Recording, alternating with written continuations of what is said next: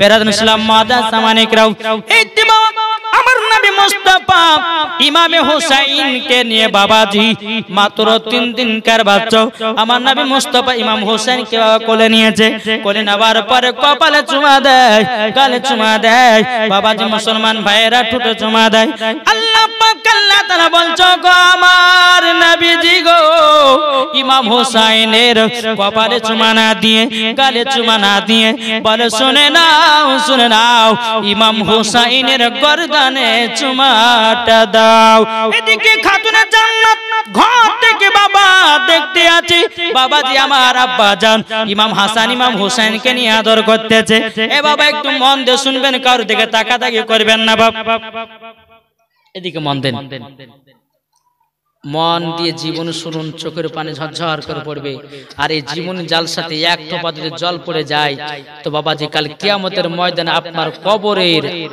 আগুন এই চোখের পানিতে নিভায়া যাবে সুবহানাল্লাহ বেরাদান ইসলাম মাদাস সামানিকরাও খাতুনে জান্নাত দেখতেছে কি ব্যাপার আমার আব্বা জান তো ইমাম হুসাইনকে নিয়ে তো আদর করতেছিল আমার আব্বা জান হঠাৎ করে কান্না করতে লাগলো কেন ইমাম হাসান ইমাম হুসাইন এদিকে খাতুনে জান্নাত মা ফাতেমা রাদিয়াল্লাহু তাআলা তিনি বাবাজি ঘর থেকে বাড়ি আসার পরে বলতে চায় ওগো আব্বা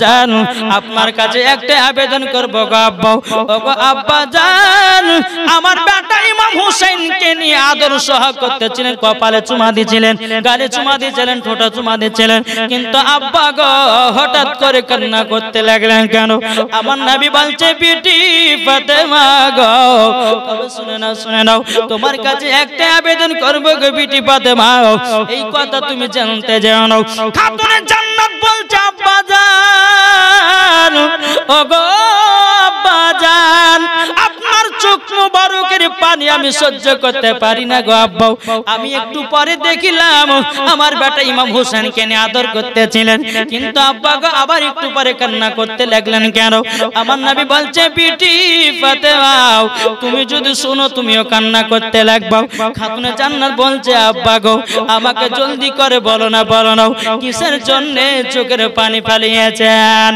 আমার নবী বলছো বিটি ফাতেমা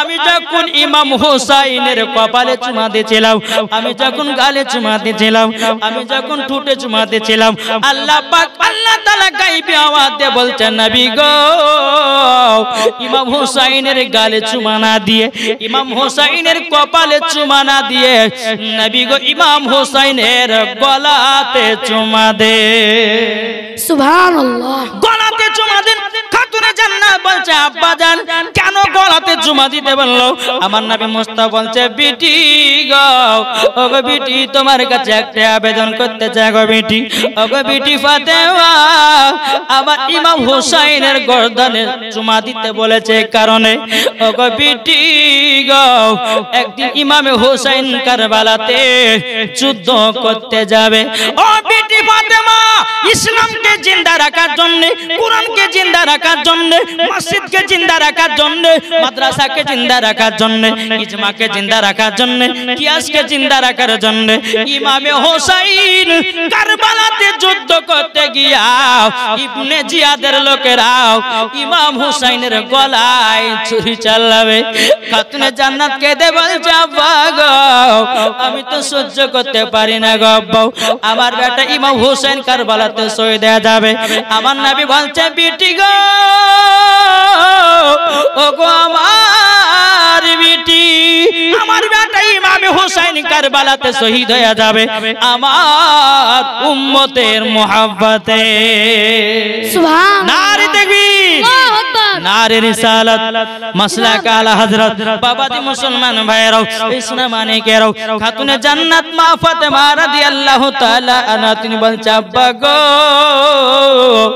ওগো আব্বা জান তাইলে পরে আমার বেটা যে কারবালাতে শহীদ হবে গো আব্বা ওগো আব্বা জান আমি কারবালার ময়দান দেখতে চাই আমার নবী বলতেছে এ বেটি ফাতেমা কারবালা এখান থেকে 300 থেকে 350 মাইল দূর।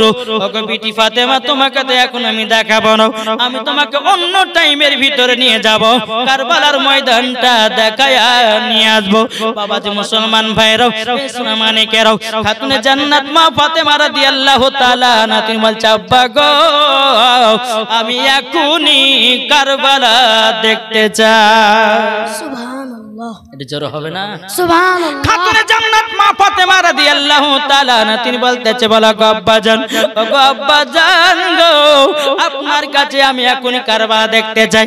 খাতুনে জান্নাত মনে মনে চিন্তা করছে, আল্লাহ গো, আমার আব্বা যদি শাহাদাতের আঙ্গুলে দাঁড়াতে আসমানের চাঁদকে যদি দু টুকরা করতে পারি, আমার আব্বা যদি খেজুরের আটি থেকে গাছ বানাতে পারে, আমার আব্বা যদি পাথরকে কলমা বানাতে পারে, আমার আব্বা যদি বেরাদর ইসলাম মুআজ্জাজ সামানে কিরাম আবু জাহেলকে যদি ইন্দারা থেকে হাত বানিয়ে তুলতে পারে, নিশ্চয় আমার আব্বা জান আমাকে কারবালার ময়দানে এখনই দেখায়া দেবে।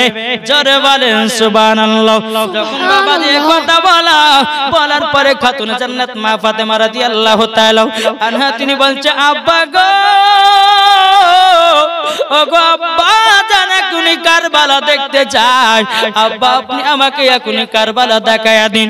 বেরাদর ইসলাম মুআজ্জাজ সামানে কিরাম খাতুনে জান্নাত মা ফাতেমা রাদিয়াল্লাহু তাআলা আনহা যখন বাবাজি এই কথা বলেছেন, বলার পর আমার নবীজি বাবাজি 300 থেকে 350 মাইল দূরে কারবালা, আমার নবী বলছে, কারবালা কোথায় আছো একবার কথা বলো।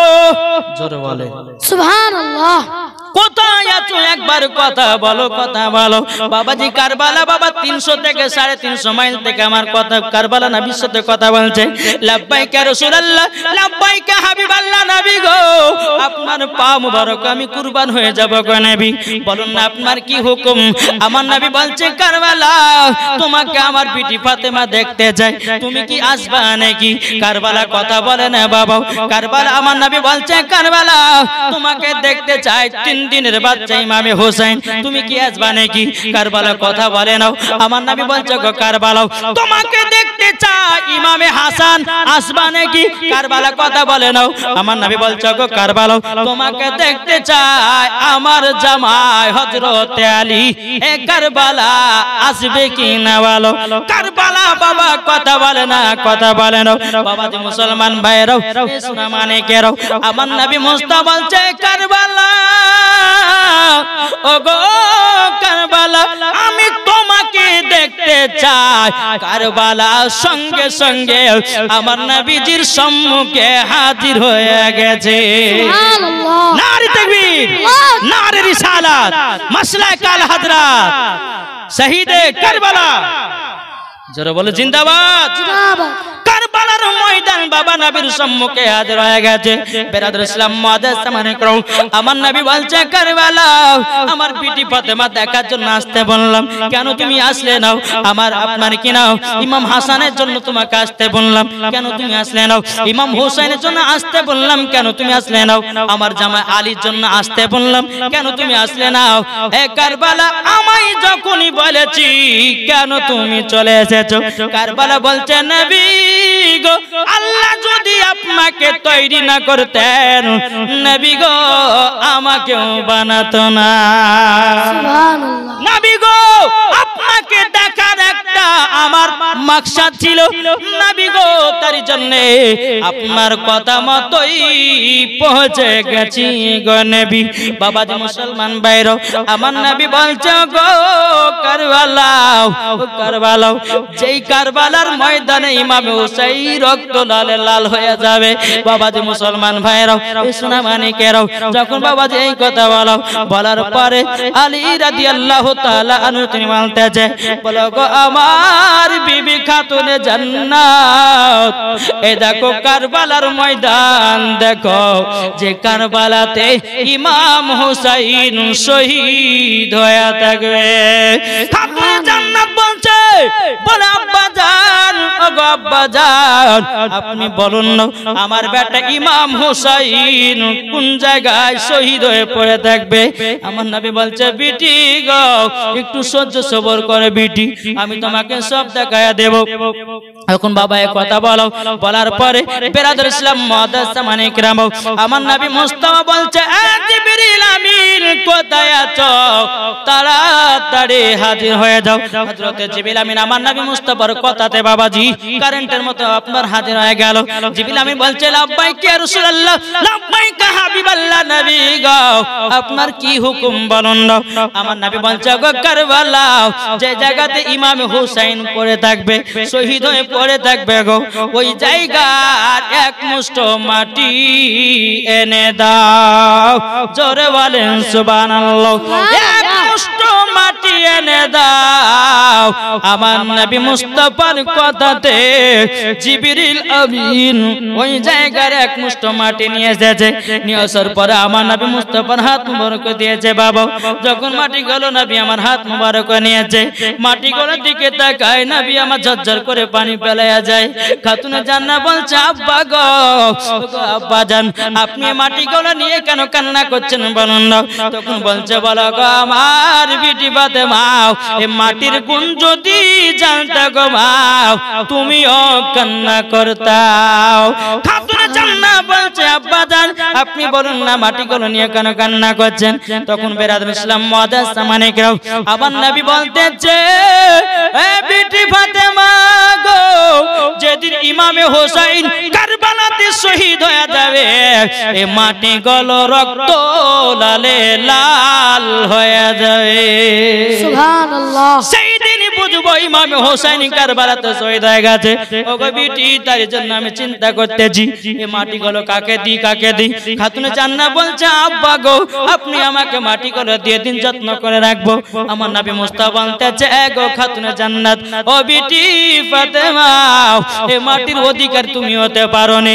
আমার নবী বলতেছে খাতুনে জান্নাত বলতেছে বলো গো আমার বিটি ফাতেমা এ মাটির তুমি অধিকার হতে পারোনি। বেরাদর ইসলাম খাতুনে জান্নাত বলছে আব্বা জান এ মাটি গলো ইমাম হাসানকে দিয়ে দিন।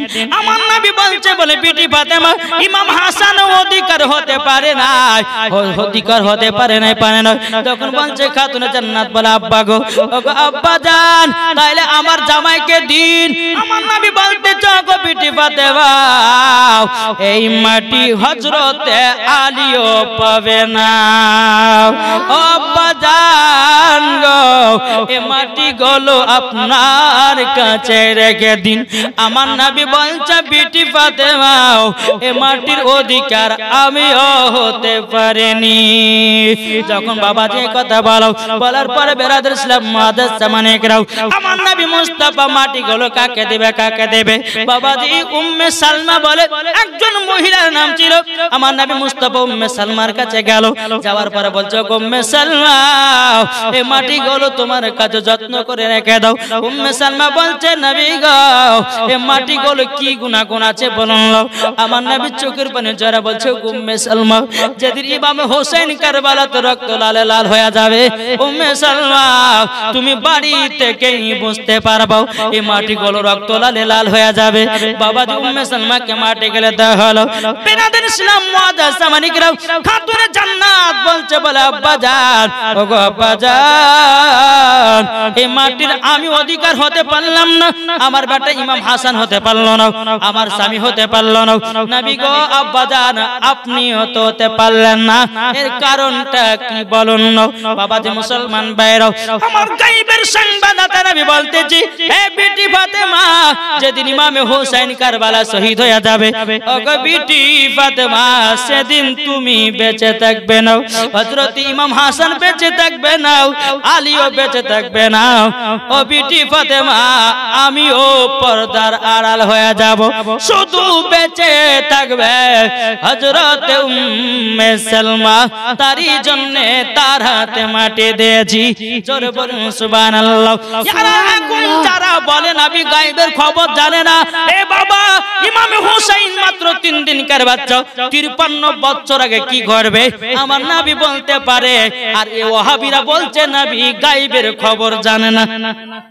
সুবহানাল্লাহ বলছে না কারবালার জমিনে কি হবে, খাতুনে জান্নাত বেঁচে থাকবে কিনা থাকবে, ইমাম হাসান বেঁচে থাকবে কিনা থাকবে, আলিয়া মুর্তজা বেঁচে থাকবে কিনা থাকবে, আমার নবী মুস্তাফা আগে থেকে খবর দিতে পারে।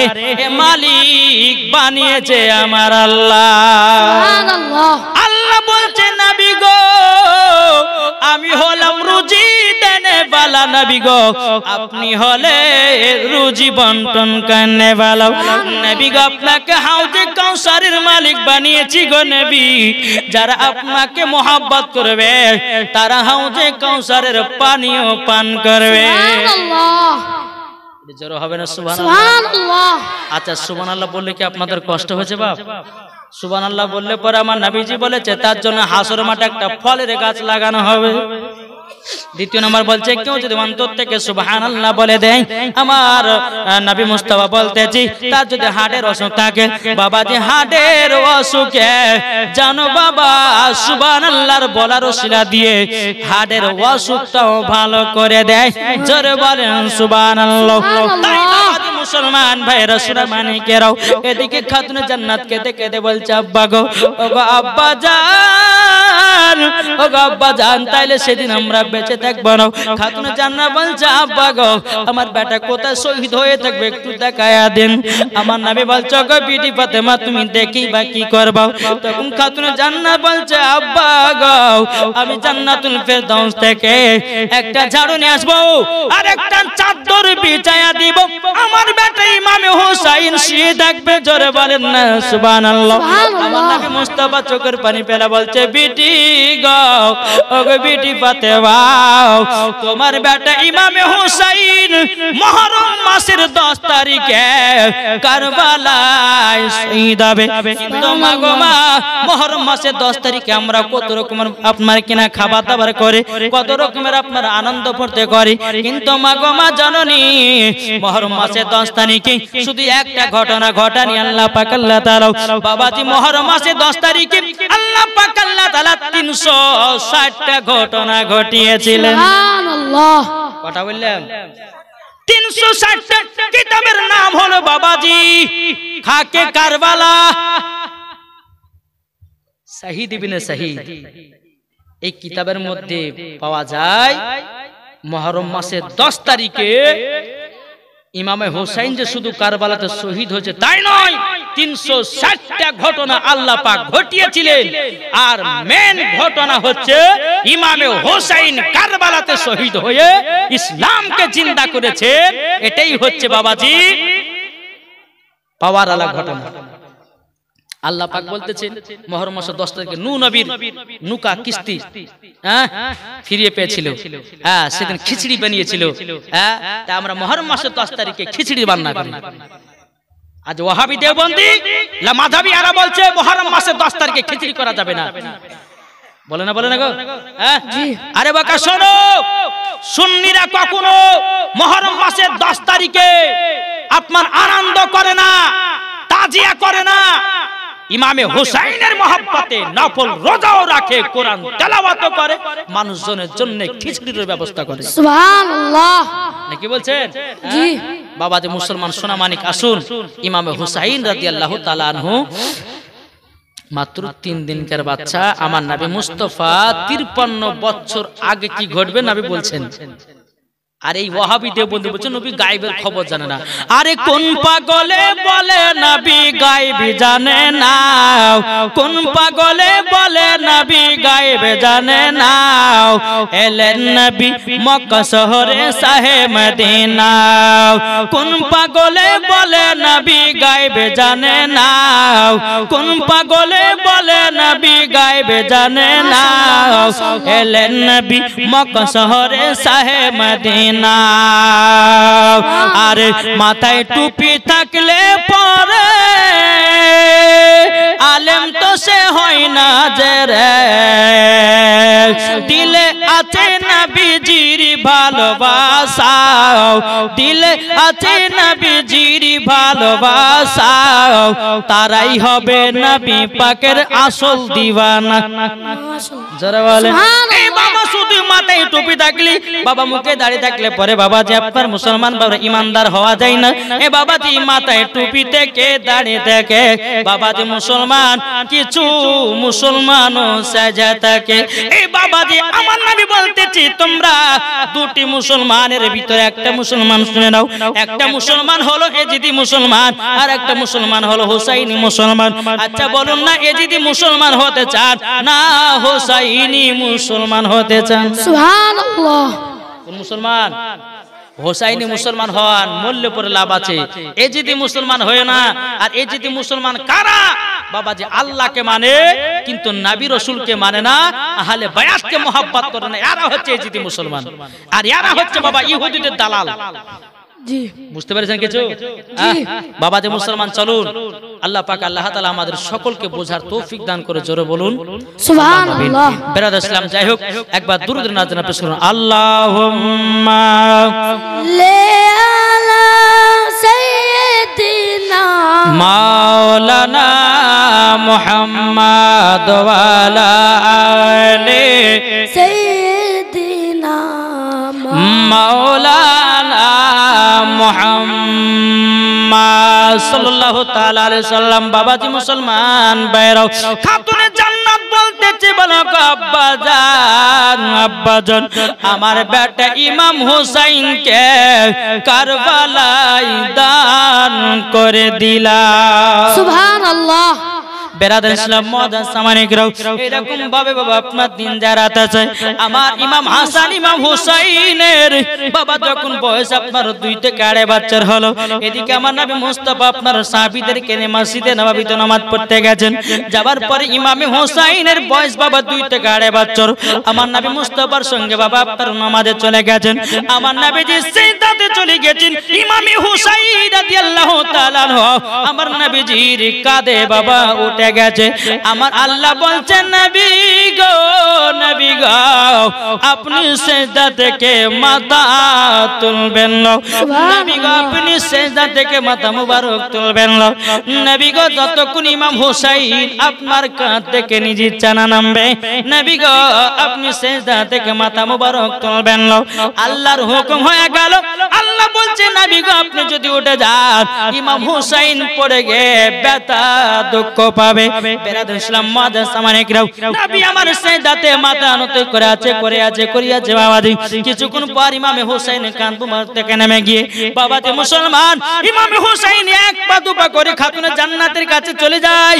এদিকে আমার নবী মুস্তাফা সিজদা থেকে মাথা মুবারক তুলেছেন। তোলার পরে বাবা ডানের দিকে আপনার সালাম ফিরিয়েছে। ডানে বামে সালাম ফিরার পরে সাহাবীরা বলছে, নবী গো আজকে এত সিজদায় কেন লম্বা হলো? নবী গো আপনার উপরে কি ওহী নাযিল হচ্ছিল গো নবী? ও কত নবী জি। বেরাদার ইসলাম, এই মায়েদেরকে বলবো একটু আগে বসেন না, এটা আগে চলেছেন, একটু আগে চলেছেন মা, একটু জোরে চলেছেন। একবার আমি ক্যাম করবো, ইয়া নবী আগে চলেছেন, সালাম আলাইকা, আগে চলেছেন, সালাম আলাইকা। মায়েরা কেউ আগে চলেছেন, মায়েরা একটু চলেছেন, আগে চলেছেন। সালাওয়াতুল্লাহ আলাইকা ইয়া রাসূলুল্লাহ ওয়া ইয়া হাবিবাল্লাহ। কবরে যখন যাব আপনার দিদার পাব, দাঁড়িয়ে সালাম জানাব, দিদারের খুশি মানাব।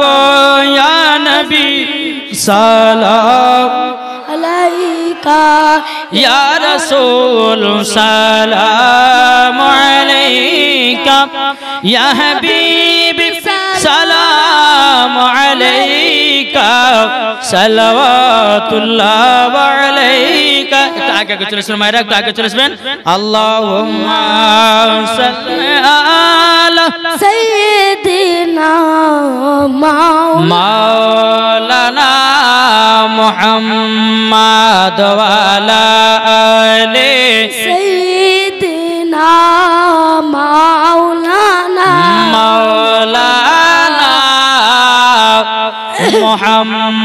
মুহাম্মাদ আমার জান মদিনা একবার জোরে বলো না সুবহানাল্লাহ। আপনারা বলবেন না সুবহানাল্লাহ বললে কি গুনাহ হবে নাকি হবে না?